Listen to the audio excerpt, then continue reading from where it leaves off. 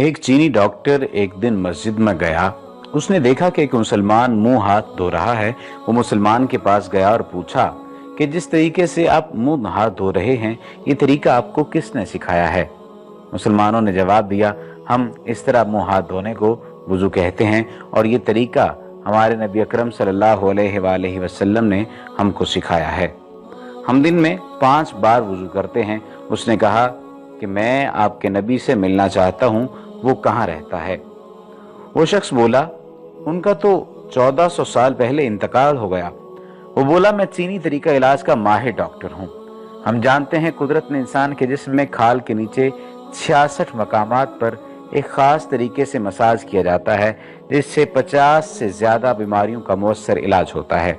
मैंने देखा कि आप जिस तरीके से वुजू कर रहे होते हैं, इसमें आपने वुजू के दौरान जिस्म की ऐसी 62 जगहों पर हाथों से मसाज किया जहां कुदरत ने स्विच नस्ब कर रखे हैं, और दिन में 5 दफा वुजू करने की वजह से आपकी बहुत सी बीमारियां खुद ब खुद गैर महसूस तौर पर आपके जिस्म से रफा होती रहती हैं, जिसका आपको हिसाब भी नहीं होता।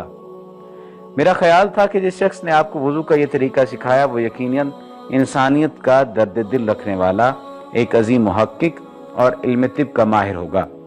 हजरत अब्दुल्ला सनाबही रज़ी अल्लाह तआला अन्हु की रिवायत है कि रसूलुल्लाह सल्लल्लाहु अलैहि वसल्लम ने फरमाया, बंदा मोमिन जब वुजू करता और उसमें कुली करता है तो उसके मुंह के गुनाह झड़ जाते हैं, और जब नाक में पानी डालकर उसे भाड़ता है तो उसके नाक के गुनाह झड़ जाते हैं, और जब चेहरा धोता है तो उसके चेहरे के गुनाह झड़ जाते हैं, यहाँ तक कि पलकों के नीचे से भी निकल जाते हैं, और जब दोनों हाथ धोता है तो उसके हाथों के गुनाह झड़ जाते हैं, यहाँ तक कि नाखूनों के नीचे से भी निकल जाते हैं, और जब अपने सर का मसा करता है तो उसके सर के गुनाह झड़ जाते हैं, यहाँ तक कि उसके कानों से भी निकल जाते हैं, और जब अपने पाँव धोता है तो उसके पाँव के गुनाह झड़ जाते हैं, यहाँ तक कि उनके नाखूनों के नीचे से भी निकल जाते हैं।